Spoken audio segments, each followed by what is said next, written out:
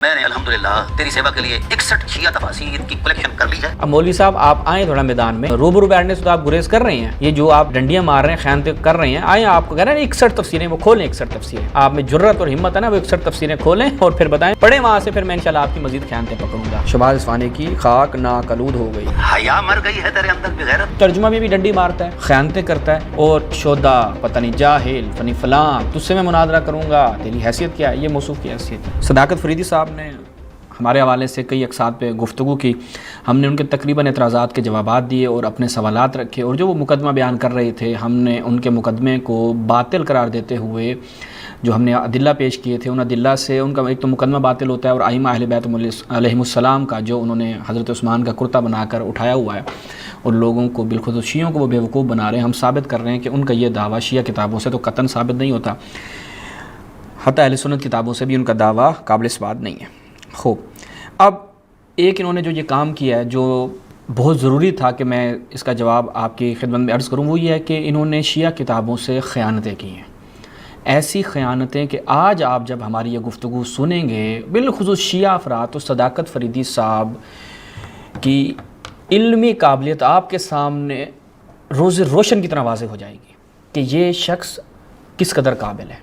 آج واقعاً آپ کو علم ہو جائے گا، اس کے بعد میرے خیال میں گفتگو کی ضرورت محسوس نہیں ہوگی، اور ہم امید کرتے ہیں اگر واقعاً صداقت فریدی صاحب کے اندر علمی شہامت اور غیرت ہے تو ہم امید کرتے ہیں کہ وہ اپنی اس خطا، لغزش، تفسیر بالرائے اور اہل بیت علیہم السلام کی نسبت جو انہوں نے ایک تہمت، ہم کہیں کہ ان کی نسبت ایک تہمت ہے، یا ہم کہیں کہ ان کی نسبت ایک خیانت ہے کہ ان کا نام لے کر جو اس نے تفسیر بیان کی ہے جو نہ اس حوالے میں ہے اور نہ ہی واقعیت رکھتی ہے، وہ آج آپ دیکھیں گے۔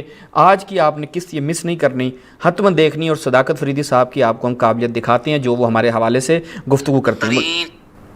اور ابو الحسن علی بن ابراہیم القمی، ٹھیک ہے، 3 صدی ہجری کے، یعنی اور ان کی تفسیر بنیادی مصدر ہے تفاسیر میں، جس طرح اہل سنت کی تفاسیر میں تبری ہے یا اس قسم کی بالمعصور، اور یہ روایی تفسیر ہے، اور جو تفسیر بالمعصور ہوتی ہے وہ زیادہ معتبر ہوتی ہے تفسیر بالرائے سے، سمجھا گی نا؟ بلکہ تفسیر بالرائے سے تو رسول اللہ نے روکا ہے، من قال فی القرآن بالرأی فلیتبوأ مقعدہ من النار، یہ تو حدیث ہے، متواتر حدیث ہے، یہ تفسیر روائی ہے۔ علامہ قمی علیہ رحمہ لکھتے ہیں، یہ کرامت لکھ رہے ہیں، کرامت، سمجھا گی؟ تمہیں کیا پتا شودے کیا مقام ہے حرم نبوت کے باسیوں کا۔ اسی آیت میں لکھتے ہیں لئن لم ينتهِ المنافقون والذین فی قلوبہم شک والمرجفون فی المدینہ، اس 4 لکھ کے نا، فإنها نزلت فی قوم منافقون كانوا فی المدینہ یرجفون، وہ مدینے میں بکواس پھیلایا کرتے تھے جس طرح تو وہاں بیٹھ کر پھیلاتا ہے امہات المومنین کے بابت۔ اور آگے انہوں نے کہا، یہ امام جعفر الصادق علیہ السلام سے مرفوع روایت ہے، وہ کہتے ہیں ان ابی جعفر قال ملعونین فوجبت علیہم اللعنہ، جو امہات المومنین پر زبان درازی کرے، بکواس بازی کرے، وہ ملعون ہے، اور اس پر لعنت کرنا ہر صاحب ایمان پر واجب ہے۔ اب جتنے بھی صاحبان ایمان تشیع سے ہیں، صاحبان ایمان تسنن سے ہیں، ان پر واجب ہے کہ اس شیطانی پر لعنت کریں۔ یہ قول ارشاد امام ہے، امام جعفر صادق علیہ السلام کا قول ہے۔ اس کی وجہ بتاتے ہیں، یقول اللہ بعد اللعنہ، بھائی جس پر اللہ لعنت کرے اس پر لعنت کرنا ایمان والوں کی ذمہ داری ہے، ٹھیک ہے؟ یہ ہے تیری اصل مکروہ صورت، جس کو امام جعفر صادق، آپ نے ذرا سماعت فرمایا کہ امام فرماتے ہیں کہ جو ازواج رسول کے بارے میں کلام کرے، ٹھیک ہے، اب ہم ذرا وہ آپ کو دکھاتے ہیں کہ اصل میں یہ حقیقت کن کے بارے میں تھی، تاکہ واضح ہو جائے کہ موصوف جو بیان کر رہے ہیں اس کا اصلاً اس آیت کا ازواج رسول کے ساتھ تعلق ہی نہیں ہے۔ وہ میں آپ کو دکھاتا ہوں، وہ میں بھی آپ کو دکھاتا ہوں ناظرین، 196 صفحہ نمبر پر، کہ در حقیقت یہ جو کہہ رہے ہیں کہ، اب میں ذرا ایک دفعہ آپ کو دوبارہ ان کی تھوڑی سی یہاں سے گفتگو سنواتا ہوں۔ تو سلام، اور آگے انہوں نے کہا، یہ امام جعفر الصادق علیہ السلام سے مرفوع روایت ہے، وہ کہتے ہیں ان ابی جعفر قال ملعونین فوجبت علیہم اللعنہ، جو امہات المومنین پر زبان درازی کرے، بکواس بازی کرے، وہ ملعون ہے، جو امہات المومنین پہ زبان درازی کرے وہ ملعون ہے۔ ذرا یہ روایت دیکھیے گا سفیر نشون میں، یہ تفسیر قمی ہے، سورۃ الاحزاب، ہم آپ کو اس کو سیاق کے ساتھ دکھاتے ہیں، سورۃ الاحزاب 60 سے 61 تک، یہ آیت یہ پڑھ رہی ہیں، ٹھیک ہے، یہ آیت یہ پڑھ رہی ہیں۔ ہم اس آیت کو شیخ محسن صاحب کے قرآن میں لے کر آتے ہیں کہ کس سیاق سے وہ بیان کر رہی ہیں، ٹھیک ہے، تاکہ موصوف کی قابلیت آپ کے سامنے واضح ہونا کہ یہ موصوف نے جو یہ نتھی کی ہے الیاذ باللہ امام کے اوپر جھوٹ بولا ہے. یہ جی شیخ محسن نجفی صاحب بھی لے کر آتے ہیں اور کیا کہتے ہیں کہ اگر منافقین، ہم دیکھتے ہیں اس کی تفسیر میں انہوں نے کچھ ظاہری ایسا کلام نہیں، اگر منافقین وہ لوگ جن کے دلوں میں بیماری ہے جو مدینے میں افواہیں پھیلاتے ہیں اپنی حرکتوں سے باز نہ آئے تو آپ ان کے خلاف اٹھائیں گے، پھر وہ اس شہر میں آپ کے جوار میں تھوڑے دن ہی رہ پائیں گے. باز نہ آئے تو ہم آپ کو ان کے خلاف اٹھائیں گے، پھر وہ اس شہر میں آپ کے جوار میں تھوڑے دن ہی رہ پائیں گے. پھر نیچے کہتے ہیں 3 قسم کے آدمیوں کا ذکر ہے، منافقین بیمار دل والے یعنی ضعیف الایمان لوگ، وہ افواہیں پھیلانے والے. بعض کا یہ کہنا کہ یہ تمام اوصاف منافقین ہی کہ ہیں، قرآن کے ظاہری مفہوم کے خلاف ہے وغیرہ وغیرہ. پھر آگے ملعونین یہ لعنت کے سزاوار ہوں گے، وہ جہاں پائے جائیں گے پکڑے جائیں گے اور بری طرح سے مارے جائیں گے. یہ صداقت فریدی صاحب نے یہ آیت پڑھ کر میرے اوپر نتھی کر دی کہ جی یہ چونکہ ازواج رسول کے بارے میں گفتگو کرتا ہے اور ان کے بارے میں بری باتیں کرتا ہے وغیرہ وغیرہ، جو کہ حقیقت بھی نہیں ہے. میں نے ازواج رسول کے بارے میں ایسی کوئی بات نہیں کہ جو ان کی کتابوں میں نہ ہو یا قرآن مجید میں نہ ہو، میں اپنی طرف سے کوئی بات بھی نہیں کرتا. اب یہ آیت کہہ رہا ہے کہ جی یہ بتا رہی ہے کہ قرآن مجید نے سرٹیفکیٹ دے دیا ہے اس کے اوپر لعنت، اور امام جعفر صادق علیہ السلام نے بھی فرمایا کہ جو ازواج رسول کے بارے میں. اب ہم دیکھتے ہیں آگے سفر شروع کس کے لیے نازل ہوئی ہے. نزلت فی قوم منافقین کانوا فی المدینہ یرجفون برسول اللہ صلی اللہ علیہ وسلم، کہ یہ آیت کن کے لیے نازل ہوئی؟ ان منافقین کے لیے جو مدینہ میں تھے. کیا کرتے تھے؟ وہ افواہیں پھیلاتے تھے. کس کی نسبت؟ ازواج رسول کی نسبت. یہ اس مولوی صاحب نے پڑھا ہی نہیں ہے، بس یرجفون تک پڑھا، اس کے بعد ہاتھ بھی نہیں لگایا آگے. رسول کے متعلق افواہیں پھیلاتے تھے، نہ کہ ازواج کے متعلق. یعنی اس قدر خیانت کی ہے، اس کو اٹھا کر نتھی کر دیا جی ازواج کے ساتھ. تفسیر بالرائے کے حوالے سے خود بیان کرتا ہے کہ جی رسول نے بیان کیا ہے کہ جو تفسیر بالرائے کرتا ہے اس پہ لعنت ہو، اس کا ٹھکانہ جہنم ہے وغیرہ وغیرہ. اور خود تفسیر بالرائے کرتا ہے، کہتے ہیں یہ آیت نازل ہوئی ہے ان لوگوں کے بارے میں جو ازواج رسول کے بارے میں افواہیں پھیلاتے ہیں. نہیں ہے بھائی، رسول کے بارے میں افواہیں پھیلاتے ہیں. کس حوالے سے؟ کہ بعد غزوات ہی یقولون، وہ کیا افواہیں پھیلاتے تھے؟ قتل، رسول اللہ قتل ہو گئے ہیں، واسرا، کہ رسول اللہ اسیر کر لیے گئے ہیں. یہ رسول کے بارے میں بات ہو رہی ہے، نہ کہ ازواج کے بارے میں. حتی شیعہ سنی دونوں مفسرین نے، اور جس کتاب سے یہ تفسیر قمی سے پڑھ رہا ہے اسی جس کتاب کو ہاتھ میں لیے بیٹھا ہے. یعنی اس بندے کی قابلیت ہے کہ جس کتاب کو ہاتھ میں لے کر بیٹھا ہے وہیں سے غلط بیان کر رہا ہے. یعنی جو رسول اللہ کے بارے میں تھی ان کو. پھر آگے کیا ہے؟ یہ والی روایت پڑھتا ہے، وفی روایت ابی الجارود عن ابی جعفر ملعونین فوجبت علیہم اللعنہ یقول اللہ بعد لعنہ، کہ ابی جعفر امام باقر علیہ السلام نے کیا فرمایا؟ وہ ملعون ہے جو ازواج رسول کے بارے میں. کہاں لکھا ہوا ہے؟ اوپر آیت ہے کہ یہ نازل ہوئی ہے ان منافقین کے بارے میں جو رسول کے بارے میں افواہیں پھیلاتے تھے، نہ کہ ازواج رسول کے بارے میں. اب ہم یہی آپ کو خیلی ممنون، اب یہی ہم آپ کو دکھاتے ہیں ناظرین، اہل سنت کتابوں سے بھی دکھاتے ہیں، ان کے ہاں بھی بالکل اسی طرح سے ہے. یہ ملاحظہ کریے، تفسیر ابن کثیر ہے، امام العصر مولانا محمد جوناگڑھی صاحب کا ترجمہ ہے، یہ دیکھیے گا. پھر فرماتا ہے کہ اگر منافقین لوگ اور بدکار لوگ اور جھوٹی افواہیں دشمنوں کی چڑھائی وغیرہ کے اڑنے والے اب بھی باز نہ آئے اور حق کی طرفدار نہ ہوئے تو اے نبی تجھے ان پر غالب اور مسلط کر دیں گے، پھر وہ مدینہ میں ٹھہر ہی نہیں سکیں گے، بجھل تباہ ہو جائیں گے وغیرہ وغیرہ وغیرہ، جائیں گے راندہ درگاہ ہو جائیں گے، جہاں پائے جائیں گے گرفتار کیے جائیں گے اور بری طرح قتل کیے جائیں گے. ایسے کفار منافقین پر جب کہ وہ اپنی سرکشی سے باز نہ آئے، مسلمانوں کو غلبہ دینا یہ ہماری قدیمی سنت ہے جس میں کبھی تغیر تبدل نہ ہوگا. اب یہاں پر دیکھیں کیا ہے کہ وہ جو افواہیں پھیلاتے ہیں تو اے نبی ہم تجھے ان پہ، یعنی جھوٹی افواہیں دشمنوں کی چڑھائی وغیرہ کی اڑنے والے، یعنی دشمنوں نے چڑھائی کر دی. سنیوں کے ہاں کیا ہے کہ یہ آیا کہ دشمن افواہ پھیلاتے ہیں، یعنی منافقین افواہ پھیلاتے ہیں، جھوٹی افواہیں پھیلاتے ہیں دشمنوں کی چڑھائی وغیرہ کے حوالے سے. نہ یعنی شیعہ کے ہاں یہ تفسیر ہے، نہ سنی کے ہاں یہ تفسیر ہے. اس آیت کا ازواج کے متعلق افواہیں پھیلانے کا اصلاً کوئی بھی تعلق نہیں ہے، دور دور تک تعلق نہیں ہے. جس کتاب سے پڑھ رہا ہے اس کتاب میں بھی اور اس کتاب میں بھی کوئی تعلق نہیں ہے. اور یہ موصوف پڑھی جا رہے ہیں اس کو کہ جی یہ تو ازواج رسول کے بارے میں آ گیا، ازواج رسول کے بارے میں آ گیا. اچھا، یہ ایک موصوف کیا آپ نے خیانت دیکھ لی کہ اصلاً اس کا یہاں پر کوئی تذکرہ نہیں تھا. چلتے ہیں اس کی گفتگو کی طرف، پھر انشاءاللہ میں دوبارہ واپس آتا ہوں اور دکھاتا ہوں کہ ازواج کے متعلق تفسیر قمی میں کیا ہے. ذرا یہ سن لیں، اصحاب کی تعریف بھی جو ہے وہ تفسیر قمی سے بیان کرنے لگا ہے. تفسیر قمی کے حوالے سے بیان کرتا ہوں، یہ لیجیے، یہ تفسیر قمی جلد نمبر ثانی، سمجھا گیا، یہ 3 جلد پر مشتمل ہے. یہ جو آیت ہے الا تنصروا فقد نصره الله اذ اخرجه الذين كفروا ثاني اثنين وما في الغار اذ يقول لصاحبه لا تحزن ان الله معنا. اس پر وہ حدیث نقل کرتے ہیں امام قمی، اور کرامت بیان کرتے ہیں سیدنا ابوبکر صدیق رضی اللہ تعالیٰ عنہ کی. تو انہوں نے پہلے تو وہ بیان کیا ہے کہ یہ رسول اللہ صلی اللہ علیہ وآلہ وسلم کی میت اور ساتھ اور وغیرہ بہت ساری تفسیر اس پر، تو پھر میں دیگر تفاسیر سے یہ ذہن میں رکھ میں نے الحمدللہ تیری سیوا کے لیے 61 شیعہ تفاسیر کی کلیکشن کر لی ہے اور اس میں سے ٹھیک سے پڑھ بھی لیا کرو، 61 کی جو کلیکشن کر لیا نا، پڑھ کے ذرا سمجھ بھی لیا کرو کہ آیت کس کے بارے میں آئی ہے، وہ تفسیر میں کلام کس کے بارے میں ہو رہا ہے، ورنہ کمثل الحمار یحمل اسفارا والا حساب ہو جائے گا تمہارا۔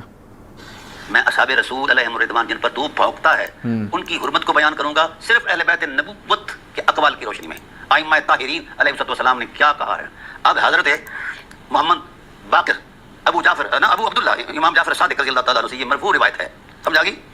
لما کان رسول اللہ صلی اللہ علیہ وسلم، اب وہاں پر رفعہ لکھا ہوا ہے، یہ اس کو مرفوع روایت پڑھ رہا ہے، یعنی اس بیچارے کو ابھی یہ بھی نہیں معلوم کہ جب وہاں پہ روایت میں آتا ہے رفعہ، اس سے مراد یہ نہیں ہوتا جو یہ پڑھ رہا ہے، اور امام سے مرفوع روایت ہے۔ جیسے سنیوں کے ہاں یہ سمجھتے ہیں نا کہ رسول سے مرفوع روایت ہے، صحابہ سے موقوف روایت ہے، اس کو یہ لگتا ہے وہ بھائی وہاں پہ سلسلہ سند جو ہے وہ گرا ہوا ہے، وہ اصل سند ثابت نہیں ہے۔ میں ذرا آپ کو دکھاتا ہوں، وہ آپ ذرا دیکھیے، اور مولوی صاحب کی قابلیت کا، یعنی میں اب کیا کہوں، اگر مجھے وہ روایت مل جائے، ہاں یہ ملاحظہ کیجیے، یہی روایت پڑے گا، آگے وہ اب سنواتا ہوں۔ یہ ہے حدثنی ابی عن بعض رجالہ رفعہ الی ابی عبداللہ، ٹھیک ہے، کہ میرے والد نے، علی بن ابراہیم فرما رہے ہیں کہ میرے والد ابراہیم بن ہاشم نے بعض رجال سے مرفوعاً، یعنی درمیان میں واسطہ گرا ہوا ہے امام جعفر صادق علیہ السلام تک، اور یہ اس کو کہہ رہے ہیں امام جعفر صادق علیہ السلام سے مرفوع روایت ہے۔ کیا یعنی اب شیعوں پہ وقت آیا ہوا ہے، شیعوں نے ان لوگوں کو چیمپئن بنایا ہوا ہے، اور اس کی باتیں سنتے ہیں اور اس کو جناب دعوتیں دیتے ہیں کہ بہت بڑا محقق ہے، بہت بڑا عالم ہے، بڑا دفاع کر رہا ہے۔ اللہ علیہ وسلم فی الغار قال ابی بکر کانی انظر الی سفینہ، یہ کرامت بیان کر رہے ہیں، کرامت کہ رسول اللہ صلی اللہ علیہ وآلہ وسلم جس وقت غار ثور میں تھے، حضرت ابوبکر صدیق رضی اللہ تعالیٰ عنہ ان کے ساتھ تھے، تو حضور نے فرمایا اپنا ابو بکر بات یہ ہے، انظر الی سفینہ جعفر و اصحابہ، میں دیکھ رہا ہوں جعفر اور اس کے اصحاب کی اس کشتی کو جو سمندر پر تیر رہی ہے اور آگے بڑھ رہی ہے جناب والا، جدھر وہ جا رہے تھے ہجرت کر کے حبشہ کی طرف۔ وانظر الی الانصار، میں انصار کو بھی، محتبین، انصار محتبین جو ہیں، ادب و انصاف وفا والے انصار جو ہیں، ان کو بھی دیکھ رہا ہوں۔ اور حضرت ابوبکر حیران ہو کر کہتے ہیں کہ یا رسول اللہ وتراہم، آپ ان کو دیکھ رہے ہیں آنکھوں سے؟ فرمایا ہاں میں رات دیکھ رہا ہوں۔ قال، پھر حضور فرماتے ہیں فورینہم، ابو بکر میں تمہیں بھی دکھاؤں؟ ارینہم، یہ امام جعفر صادق علیہ السلام کون سا فعل مقام ہے؟ ابو بکر صدیق بیان کر رہے ہیں۔ اوے شودے، شودا میں حیا مر گئی ہے تیرے اندر بغیرت، فورینہم، ابو بکر، یہ پتہ نہیں کیا پڑھا ہے، فورینہم، اور فورینہم کیا ہے یہاں پر، کیا یہ کون سا فعل ہے فورینہم؟ آگے میں تمہیں بھی دکھاؤں؟ یہ امام جعفر صادق علیہ السلام مقام ابو بکر صدیق بیان کر رہے ہیں۔ اوے شودے، حیا مر گئی ہے تیرے اندر بغیرت، فمسح علی عینیہ فراہم، رسول اللہ صلی اللہ علیہ وسلم نے ید اللہ والا ہاتھ حضرت ابو بکر صدیق کے آنکھوں پر پھیرا یوں۔ ابھی ایک تو پڑھ بھی ماشاءاللہ سے رہا ہے، پھر ابھی ترجمہ بھی غلط کرے گا، دیکھیے گا۔ سیدنا ابو بکر صدیق رضی اللہ تعالیٰ عنہ پھٹ اٹھے، یا رسول اللہ میں نے دیکھ لیا ہے۔ فقال فی نفسہ الآن، میں کہتا تھا یا رسول اللہ یہ لوگ آپ کو جادوگر کہتے ہیں، یہ کیسی بات ہے؟ یہ تو میں کہتا تھا یا رسول اللہ یہ آپ کو جادوگر کہتے تھے، یہ کیسی بات ہے؟ اس پورے متن میں ہمیں یہ دکھائیے، اگر سفر نشون بدید پہلا جھوٹ اس کا دیکھیے، یہاں تک پہنچا نا، فمسح علی عینیہ فرآہم، کہ ابو بکر کی آنکھوں پر ہاتھ پھیرا، اس نے، ابو بکر نے ان کو دیکھا، فقال فی نفسہ، پھر میں کہتا تھا یا رسول اللہ یہ جو لوگ آپ کو جادوگر کہتے ہیں یہ کیسی بات ہے؟ یہ کس لفظ کا ترجمہ ہے؟ یہ فقال فی نفسہ الآن صدقت انک ساحر، یہاں پہ یہ عبارت ہے، اس کا ترجمہ کیا کر رہا ہے؟ میں کہتا تھا یا رسول اللہ یہ جو آپ کے بارے میں اپنی، یعنی ترجمہ میں بھی ڈنڈی مارتا ہے، خیانتیں کرتا ہے، اور شودا، پتہ نہیں جاہل، فنی فلاں، تجھ سے میں مناظرہ کروں گا، تیری حیثیت کیا ہے؟ یہ موصوف کی حیثیت ہے۔ غلط پڑھنا، ٹھیک ہے، غلط ترجمے کرنا اور خیانتیں کرنا، یہ تین چیزیں اس بندے کے لیے دیکھیں۔ اس لیے مرحوم ابو اماد بھائی نے بہت خوبصورت وہ ویڈیو بنائی تھی اور ثابت کیا تھا کہ یہ بندہ چور ہے، یہ کتابیں چوری کرتا ہے اور چھاپ دیتا ہے ادھر ادھر سے، خود اس کی کوئی حیثیت اور کوئی وقت نہیں ہے، نہ یہ رجال میں ماہر ہے، نہ یہ تحقیق میں ماہر ہے، نہ یہ پڑھنے میں ماہر ہے، نہ یہ سمجھنے میں ماہر ہے۔ واہ شیو، تمہاری بھی قسمت۔ کمال ہے، میں نے دیکھ لیا ہے آپ کے دوبارہ سنیں، کے معجزے کو، میں نے آپ کو دکھایا نا، آنکھیں نور، آپ دیکھیں، اللہ علیہ وسلم نے ید اللہ والا ہاتھ حضرت ابو بکر صدیق کے آنکھوں پر پھیرا یوں۔ سیدنا ابو بکر صدیق رضی اللہ تعالیٰ عنہ پھٹ اٹھے، یا رسول اللہ میں نے دیکھ لیا ہے۔ فقال فی نفسہ الآن، میں کہتا تھا یا رسول اللہ یہ لوگ آپ کو جادوگر کہتے ہیں، یہ کیسی بات ہے؟ یہ تو کمال ہے، میں نے دیکھ لیا ہے آپ کے دست نبوت کے معجزے کو، میری آنکھیں نور سے منور ہو گئی ہیں جس نور سے میں نے دیکھا ہے۔ اس لیے حضور کی حدیث بھی اتقوا من فراست المومن ینظر بنور اللہ، مومن کی فراست سے بچو، وہ اللہ کے نور سے تکتا ہے۔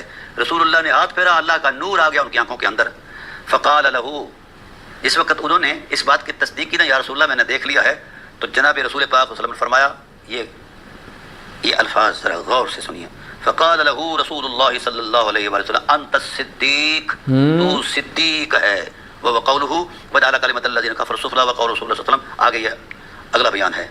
تو اب امام جعفر صادق علیہ السلام کی ذات والا صفات نے یہ کرامت بیان فرمائی، رسول اللہ کا معجزہ بیان فرمایا، اور یہ تفسیر کمی ہے، پہلی تفسیر ہے جو اعتماد کی عظمت میں پہلا مصدر علم ہے۔ سمجھا گیا نا، تفسیر کی دنیا کے اندر اس کو کوئی چیلنج نہیں کرتا، سارے مفسرین انہی سے نقل کرتے ہیں اور اسے اتھارٹی سمجھتے ہیں اپنے سبجیکٹ کے اندر، تو یہ روایت وہ لائے۔ ہاں اب جی یہ ایک انہوں نے خیانت سے کام لیا، ابھی دوسرے نمبر کی خیانت ہے۔ یہ تفسیر کمی ملاحظہ کریں، یہ تفسیر کمی ہے، صفحہ روگنی شروع دیں، اس کے پہلی جلد ہے، یہاں پہ وہ روایت لے کے آئے، فَإِنَّهُ حَدَّثَنِي أَبِي عَنْ بَعْضِ رِجَالِهِ رَفَعَهُ إِلَىٰ أَبِي عَبْدِ اللَّهِ۔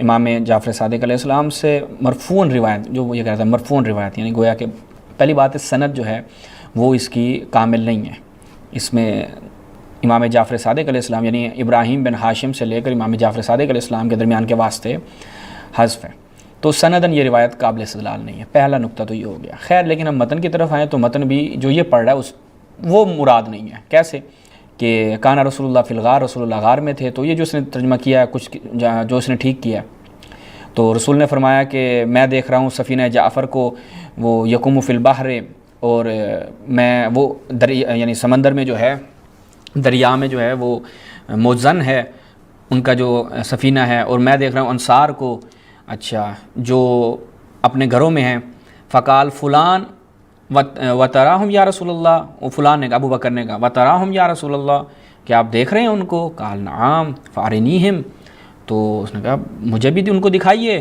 فمسع علی عینیہ، پھر رسول اللہ نے اس کی آنکھوں پر، ابو بکر کی آنکھوں پر ہاتھ پھیرا، فرآہم، ابو بکر نے اس کو دیکھا، فقال فی نفسہ، پھر ابو بکر نے اپنے آپ سے کہا، ٹھیک ہے، یعنی ابو بکر نے جب یہ معجزہ رسول کا دیکھا تو اس معجزے کو دیکھنے کے بعد کیا کہا کہ صدقت انک ساحر، یعنی میں سچا ہوں، یعنی میری تصدیق ہو گئی اس معاملے سے کہ رسول اللہ جادوگر ہیں۔ فقال لہ رسول اللہ، رسول نے کہا انت صدیق، یعنی تو جو یہ تو ایک میرے بارے میں نظریہ رکھتا تھا، ٹھیک ہے، اپنے اس نظریے میں تو اپنا اعتقاد جو رکھتا تھا تو صدیق ہے۔ یہاں پہ یہ مراد نہیں ہے کہ یہ رسول اللہ نے پیچھے کہہ دیا نا اس نے، فقال فی نفسی الان صدقت، یعنی انک ساحر، کہ میں پہلے تو گمان کرتا تھا، اب تو مجھے تصدیق ہو گئی کہ آپ جادوگر ہیں۔ فقال له رسول اللہ انت الصدیق، وہ اس معنی میں صدیق کا ہے کہ جو تو میرے بارے میں عقیدہ رکھتا تھا، وہ ایسا نہیں ہے کہ تیرا گمان، تو یعنی اس میں گمان کرتا تھا، یعنی تو حقیقی طور پر ایسا نہیں مانتا، بلکہ تو واقعاً مجھے کیا ہے، جادوگر مانتا ہے۔ رسول اللہ نے اس کے گمان کی تصدیق کی کہ واقعاً تو مجھے جادوگر مانتا ہے دوسرے لوگوں کی طرح، اور اپنے کہا کہ اس عقیدے میں اس نے خود کہا کہ قال فقال فی نفسی الان صدقت، وہ خود اپنے بارے میں اس چیز کی تصدیق کر رہا ہے۔ اور یہی روایت جو ہے جب دیگر کتابوں میں آتی ہے، میں آپ کو دیگر کتابوں سے دکھاتا ہوں، کتاب سلیم میں دیکھیے گا یہ روایت آتی ہے تو بالکل اسی انداز سے۔ عمر نے کیا کہا؟ عمر نے کہا کہ بھائی انت ثانی اثنین اذہما فی الغار، تو اس نے کہا کہ اب میں تمہیں ایک ایسی چیز بتاتا ہوں، فقال علی وانا معہ فی الغار، مجھے جو ہے رسول اللہ نے کیا کہا اور میں رسول کے ساتھ غار میں تھا، انی ارا سفینہ جعفر، کہ میں جعفر کا سفینہ دیکھ رہا ہوں اور اس کے اصحاب کو کشتی میں دیکھ رہا ہوں کہ جو سمندر میں موزن ہو رہی ہے۔ تو فقلت، تو میں نے کہا کہ مجھے دکھائیے، فمس وجہی، انہوں نے میرے چہرے پر ہاتھ پھیرا، فنظرت الیہا فاستیقنت، جب میں نے اس کو دیکھا سفینے کو، فاستیقنت عند ذلک، اس کے بعد مجھے یقین ہو گیا، انہ ساحر، مجھے یقین ہو گیا کہ رسول اللہ کیا ہیں، جادوگر ہیں۔ فاستیقنت، وہ صدقت فاستیقنت۔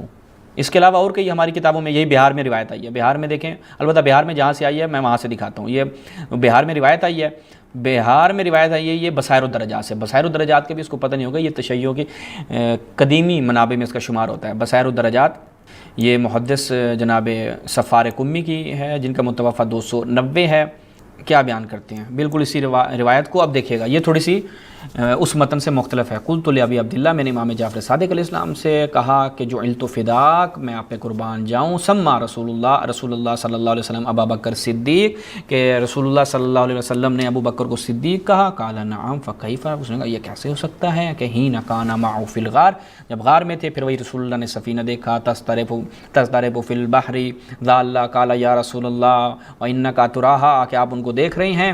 کہا نعم، اس نے کہا کہ آپ مجھے دکھا سکتے ہیں؟ پھر رسول اللہ نے فما سعل عینیہ، پھر رسول اللہ نے اس کی آنکھوں پر ہاتھ پھیرا، اس نے کہا میں اب دیکھ رہا ہوں۔ فنظر ابو بکر فرأى السفینہ، پھر ابو بکر نے اس سفینے کو دیکھا جو مزن تھا سمندر میں۔ ثم نظر الی قصور اہل المدینہ، اہل مدینہ کے گھروں کو دیکھا، وہاں پہ تھا کہ وہ انصار کو دیکھا جو اپنے گھروں میں تھے۔ فقال فی نفسہ الآن، پھر ابو بکر نے خود سے یہ کہا کہ الآن صدقت انک ساحر، اب تو یہ مجھے اس بات کی تصدیق ہو گئی کہ آپ جادوگر ہیں۔ فقال رسول اللہ الصدیق انت، کہ تو جو میرے بارے میں یہ گمان کرتا ہے، صدیق یعنی تو اپنے عقیدے کی گواہی کی تصدیق کر رہا ہے، اپنے عقیدے کی تصدیق کر رہا ہے، اس معنی میں تو صدیق ہے، نہ کہ اب کیا جو یعنی صدیق جو قسم، اب دوسرا اس کا معنی لیں، اگر ہم برعکس اس کا معنی لیں کہ اس نے کہا کہ میں نے پھر اپنے آپ یعنی مجھے یہ میرے لیے بات یقین ہو گئی، مجھے اس چیز کا یقین ہو گیا کہ رسول اللہ ساحر ہیں، تو رسول اللہ نے اس کی تصدیق کر دی، ہاں تو صدیق ہے، یعنی کہ آپ اس معاملے میں سچا ہے؟ نہیں تو میرے بارے میں یہی نظریہ رکھتا ہے، تو میرے بارے میں اس نظریے کو رکھنے میں سچا ہے، یہ مراد ہے، نہ کہ یعنی یہاں پہ ایک طرح کی تعریض ہے ابو بکر کے حوالے سے، اور یہ اس کو مد کی صورت میں پیش کر رہا ہے، یعنی نہ روایت کو سمجھنے کی صلاحیت ہے۔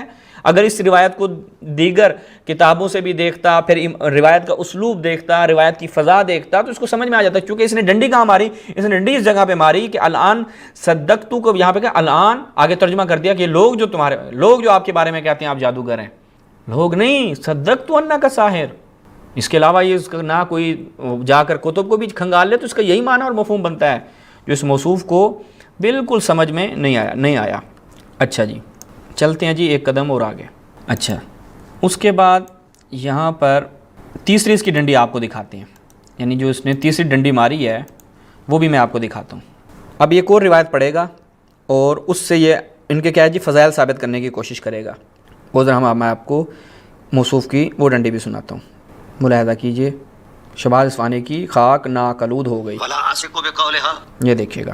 اب یہ تفسیر قمی سے ایک اور پڑھے گا، لکھتے ہیں کہ یہ تفسیر قمی فضل و احسان سے انشاءاللہ العزیز۔ تو کس بات پر آپ کیوں ایسا کرتے ہیں یار؟ آئیے میں یہ تفسیر قمی کا ایک مبارک حوالہ دیتا ہوں، جن پر یہ بھونکتے ہیں ان کی تکریم۔ یہ سورہ تحریم ہے، سورہ تحریم، اس پر میں پوری تفصیل دوں گا چونکہ وقت تھوڑا ہے۔ سورہ تحریم کی شان نزول کی بابت لکھتے ہیں کہ یہ علی بن ابراہیم جو ہیں انہوں نے ان کا سبب نزول لکھا ہے، اور پیچھے امام جعفر صادق علیہ السلام کے اقوال نقل ہیں۔ اب اس کے شان نزول 2 ہیں یا 3 ہیں مختلف تفاسیر کے اندر، لیکن جو مؤکد ترین جس پر اعتماد کیا گیا ہے وہ یہ ہے کہ سید عالم وسلم کی بارگاہ رحمت میں مقوقس بادشاہ نے 2 لونڈیاں بھیجی خدمت گزاری کے لیے۔ تو جب حاتب بن ابی بلتہ کے ہاتھ وہ حضور کے دربار میں لے آئے، ایک لونڈی کا نکاح حضور نبی کریم صلی اللہ علیہ وسلم نے حضرت حسان بن ثابت سے کر دیا اور ایک کو شرف قربت بخشا۔ تو اس دن باری تھی رسول اللہ صلی اللہ علیہ وسلم کے عدل اور انصاف کی حرمت میں حضرت حسن۔ اس سے پہلے میں ذرا آپ کو یہ بھی دکھا دوں، اس کو آگے سنتے ہیں، لیکن وہ جو میں نے کہا نا کہ یہ تعریض ہے، یہ بہار الانوار میں دیکھیں علامہ نے بھی اس چیز کو بیان کیا، آگے صفحے میں شروع، یہ بہار میں علامہ نے اسی بات کو بیان کیا جو میں نے آپ کی خدمت عرض کی ہے، یہ ملاحظہ کریں، صفحے روکے نہیں شروع دی۔ کہتے ہیں کہ یہ جو کہا نا صدیق انت، صدیق علی انت سبیل التحکم، یعنی استہزاء اور اس کی تحقیر کے لیے رسول نے فرمایا، یعنی علامہ باقر مجلسی، ملا باقر مجلسی کی فہم بھی اسی روایت سے وہی ہے جو میں بیان کر رہا ہوں، اگرچہ وہ بیان نہ بھی کرتے تب بھی پورے اس روایت کا مفہوم نہایت واضح، اسی وجہ سے اس نے خیانت کی تھی۔ خیلی ممنون۔ اب یہ روایت سنیے۔ اتفاق سے وہ معاملہ جو ہے وہ انہی کا کمرہ تھا، انہی کا اجرا تھا، وہ گھر میں تشریف فرما نہیں تھی، تو جس وقت آپ نے ان کو شرف بخشا یہ ماریہ قبطی کو، تو اوپر سے کچھ دیر بعد وہ بھی تشریف لائیں حضرت حفصہ بھی، تو انہوں نے محسوس کیا کہ آج تو شرف رحمت جو ہے میرے لیے منتخب تھا، تو عورت ہیں، مزاج ہے، تو اس کا انہوں نے ذکر کر، جب حضور نبی کریم صلی اللہ علیہ وسلم نے ان کو تھوڑا سا تلخ دیکھا اس معاملے میں، تو ان کے کان میں ارشاد فرمایا بھی اس بات کا ذکر نہیں کرنا، آئندہ میں نہیں کروں گا ایسا۔ تو یہ صورت نازل ہوئی، یا ایھا النبی لم تحرم، وہ حرام جو اللہ نے آپ کے لیے حلال کیا ہے. ما احل اللہ لک لما تحرم، ہاں جی، ما احل اللہ لک تبتغی مرضات ازواجک، اپنی بیوی کو راضی کرنے کے لیے آپ کیوں حرام قرار دیتے ہیں اس کو جو آپ پر حلال ہے. ٹھیک ہے، واللہ غفور رحیم. ہاں آپ نے اگر کر دیا ہے تو پھر یہ چونکہ آپ نے یہ حلف ہوتا ہے، لہذا آپ اس کا کفارہ ادا کریں. اس طرح کی صورت میں انشاءاللہ پوری تفصیل کے ساتھ بیان کروں گا. اب اس کے شان نزول میں یہ بات لکھتے ہیں وَإِذْ أَسَرَّ النَّبِيُّ إِلَىٰ بَعْضِ أَزْوَاجِهِ، حضرت حفصہ کی دل بستگی کے لیے ان کے کان میں بات کہی کوئی راز سے، اور پھر فرمایا یہ بتانا نہیں کسی کو، چلو خوش ہو جائے. اللہ اکبر. یہ لکھتے ہیں اپنے امام قمی علیہ رحمہ، وہ کہتے ہیں کہ وہ معاملہ یہ تھا کہ جو بات کہی تھی وہ یہ تھی فقال ان ابا بکر یلی الخلافہ من بعدی ثم من بعد ابوک فقالت من اخبرک بهذا قال اللہ اخبرنی. یہ بات ان کے کان میں کہی ان کی دل جوئی کے لیے کہ پریشان نہ ہو. ایک تو میں جو ہے شرف قربت جو ہے اس کو نہیں بخشوں گا ماریہ کو، تو دوسری بات یہ ہے کہ میرے بعد خلیفہ ابو بکر ہوں گے اور ان کے بعد میرا باپ ہوگا. ٹھیک ہے، لیکن شرط یہ ہے کہ آپ نے بتانا نہیں کسی کو. یہ میاں بیوی کی اپنی محبت اور احترام کی باتیں ہیں. قال اللہ تعالیٰ فرماتے ہیں اللہ اخبرنی، اللہ نے مجھے بیان پر فرما دیا. فاخبرت حفصہ عائشہ تھا، حضرت حفصہ جو ہے اس سے نہ رہا گیا، انہوں نے حضرت عائشہ سے اس کا ذکر کر دیا اپنے دل کے حوالے سے، اور یہ ساری کہانی سنا دی. مائی صاحب نے جناب حضرت عائشہ نے حضرت ابو بکر کو کہہ دیا. تو آپ چلتے چلتے حضرت عمر کے پاس گئے، بھائی یہ معاملہ عائشہ کہہ رہی ہے، مجھے تو یقین نہیں آتا، معاملے کی تحقیق کرو. ولا عاصق بقولھا فاسأل انت حفصہ، حفصہ سے پوچھو. حضرت عمر آئے ان کے پاس، کہنے لگے حفصہ بتاؤ کیا معاملہ ہے. پہلے تو انہوں نے ٹال مٹول کی، لیکن آپ نے فرمایا ان کان ھذا حقا فاخبرینا حتی نتقدم فیہ، اگر تو یہ حق ہے، زبان رسالت نے یہ اس بات کا اشارہ فرمایا ہے، تو پھر ہم اس کی انتظار کرتے ہیں، اور اگر یہ نہیں ہے تو پھر تم نے کیوں ایسا رسول اللہ صلی اللہ علیہ وسلم کی ذات پر بات کہی. تو انہوں نے کہا نام قد قال رسول اللہ صلی اللہ علیہ وسلم، یہ بات رسول اللہ صلی اللہ علیہ وسلم نے مجھے فرمائی ہے. اب یہ بات چونکہ چل چکی تھی، رسول اللہ صلی اللہ علیہ وسلم پر وحی آ گئی، قد نبأنی العلیم الخبیر. تو یہ بات تھی. اب مجھے بتایا جائے اس پر، ایسے شخصوں پر تم بکواس کرتے ہو جس شخص کے تعلق کی عظمت سے مقتدر امام المفسرین جناب امام قمی علیہ رحمہ یہ فرما رہے ہیں اور پوری سند کے ساتھ بیان فرما رہے ہیں، تو یہ کیا کوئی مذاق ہے؟ سمجھ آ گئی؟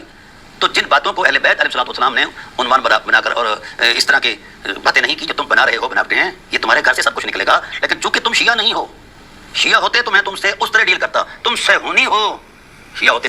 اب کہتا ہے کہ علامہ قمی نے اب آگے سے فرنشن میں یہ دیکھیں، یہ اس نے یہ پڑھا ہے اس آیت کے بارے میں، سورہ تحریم کی اس آیت کے بارے میں. کون سی؟ یا ایھا النبی لما تحرم ما احل اللہ لک، کہا کہ قال علی بن ابراہیم کان سبب نزولہا، کہ اس آیت کا سبب نزول کیا ہے کہ رسول اللہ جو ہیں وہ اپنی بعض بیویوں کے گھر میں آتے تھے، تو ماریہ قبطیہ کے ساتھ انہوں نے جو ان کی خادمہ تھی، اور وہ اس دن حفصہ کا گھر تھا، تو وہاں پر حفصہ کو پتہ چل گیا. رسول اللہ نے جب حضرت ماریہ قبطیہ کے ساتھ نزدیکی کی فعلمت حفصہ بذلک فغضبت واقبلت علی رسول اللہ وقالت یا رسول اللہ ھذا فی یومی وفی داری علی فراشی، میرے گھر میں میرے ہی دن میں آپ نے یہ کام کیا. فاستحیا رسول اللہ منہا، رسول اللہ نے جو ہے وہ پھر اس سے حیا کی. کفا فقد حرمت ماریہ علی نفسی، اور کہا کہ میں جو ہے وہ اس کو اپنے اوپر حرام کرتا ہوں، اس کے بعد میں اس کے قریب نہیں جاؤں گا. تو حضرت اچھا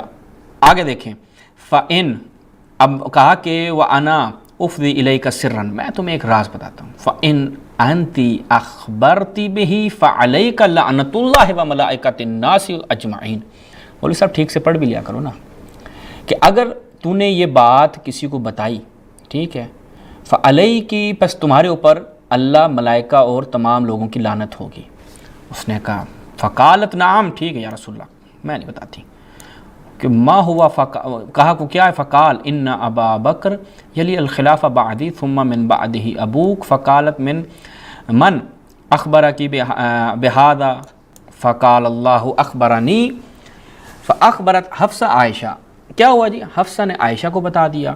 پھر یہ آگے بات، اخبرت عائشہ ابا بکر، ابو بکر کو بتا دی. فجاء، عمر کے پاس آیا کہ ان عائشہ اخبرتنی ان حفصہ، اس نے مجھے حفصہ سے ایک چیز بتائی ہے، فلاں فلاں کر کے جو مولوی صاحب نے روایت پڑھی. تو مولوی صاحب یہ بتاؤ، اس روایت کے مطابق شان نزول کے مطابق تو حفصہ محترمہ پہ اللہ، ملائکہ اور لوگوں کی تو لعنت آ گئی.